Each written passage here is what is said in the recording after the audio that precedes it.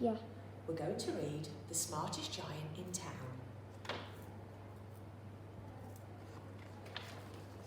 George was a giant, the scruffiest giant in town. He always wore the same pair of old brown sandals and the same old patched up gown. I wish I wasn't the scruffiest giant in town, he said sadly. But one day, George noticed a new shop. It was full of smart clothes, so he bought a smart shirt, a smart pair of trousers, a smart belt, a smart stripy tie, some smart socks with diamonds up the sides, and a pair of smart shiny shoes. Now I'm the smartest giant in town, he said proudly. George left his old clothes behind in the shop.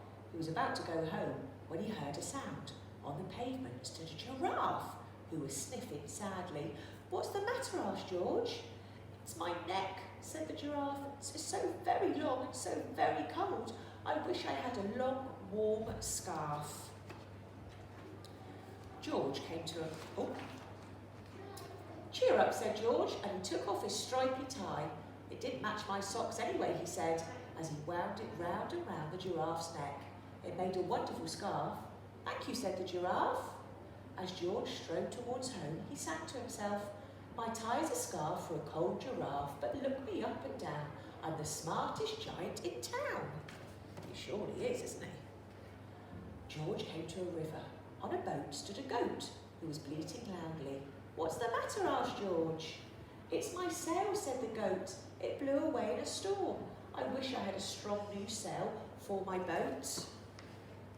"Cheer up," said George, and he took off his new white shirt. "It kept coming untucked anyway," he said, as he tied it to the mast of the goat's boat. "It made a magnificent sail." "Thank you," said the goat. George strode on, singing to himself, "My tie's a scarf for a cold giraffe. My shirt's on a boat as a sail for a goat. But look me up and down, I'm the smartest giant in town." George came to a tiny ruined house. Beside the house stood a white mouse with lots of baby mice. They were all squeaking. "What's the matter?" asked George. "It's our house," squeaked the mother mouse. "It burned down and now we have nowhere to live. I wish we had a nice new house." "Cheer up," said George, and he took off one of his shiny shoes. "It was giving me blisters anyway," he said, as the mouse and her baby scrambled inside. The shoe made a perfect home for them. "Thank you," they squeaked. George had to hop along the road now, but he didn't mind. As he hopped, he sang to himself, "My tie is a scarf for a cold giraffe. My shirt's on a boat as a sail for a goat. My shoe is a house for a little white mouse. But look me up and down.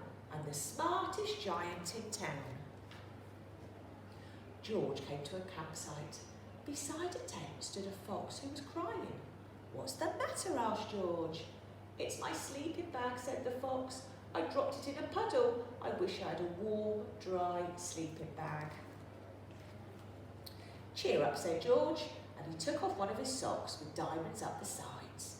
"It was tickling my toes anyway," he said, as the fox snuggled into it. "It made a very fine sleeping bag." "Thank you," said the fox.